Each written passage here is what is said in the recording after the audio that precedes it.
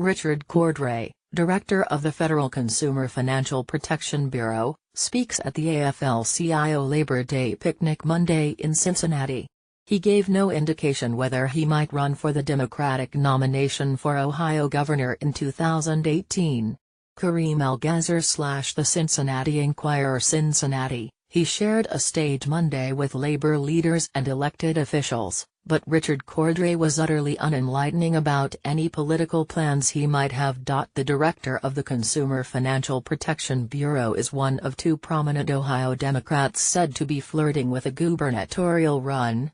Both spent Labor Day with unionists, a vital cog in the party's coalition. Talk show host Jerry Springer, a former Cincinnati mayor, was in Cleveland, where he argued for a $15 per hour minimum wage and that strong labor unions are the best way to mitigate corporate abuses. Join the conversation at facebook.com/dispatchpolitics and connect with us on Twitter at OhioPoliticsNow. Neither man has said whether he plans to join a Democratic field that already includes state Sen.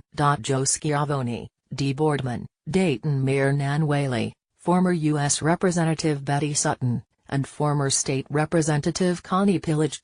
Sutton made news of her own Monday, when U.S. Representative Marcy Kaptur, D. Toledo, announced her support for her former congressional colleague. Springer last week told three Democrats in the Ohio legislature that he's seriously considering a run. But if Cordray is mulling a run, he's barred by his day job from even discussing it. Already his Republican critics in Congress are accusing him of violating a law that prohibits executive branch employees from engaging in political activity.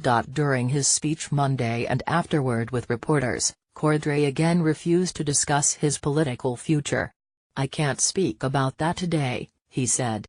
What he did discuss was the Consumer Financial Protection Bureau, which was formed as part of the Dodd-Frank financial reform law, a measure written to mitigate the abuses that helped cause the 2008 financial meltdown. To keep this calamity from happening again, our agency imposed strong consumer protections that prevent lenders from setting people up to fail with mortgages they cannot afford, Cordray said.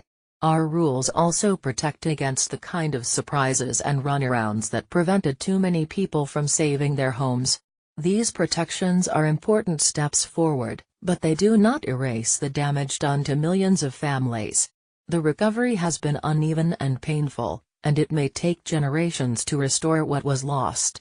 The Bureau also polices credit card companies, payday lenders and other financial institutions, some of which Cordray said had worsened income inequality in the United States by abusing average people. In all, Cordray said, the Bureau has returned $12 billion to 30 million Americans who were cheated or mistreated.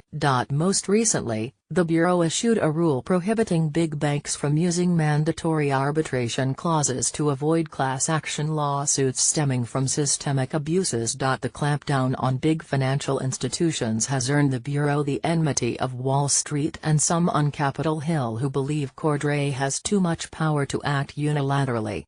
Many congressional Republicans have talked of closing the Bureau since it was created, but the Trump administration quietly shelved such plans after determining that the Bureau was too popular with voters in key states. The New York Times reported. Cordray, 58, is a native of Grove City, and in 1987 he was a five-time champion on the TV game show Jeopardy!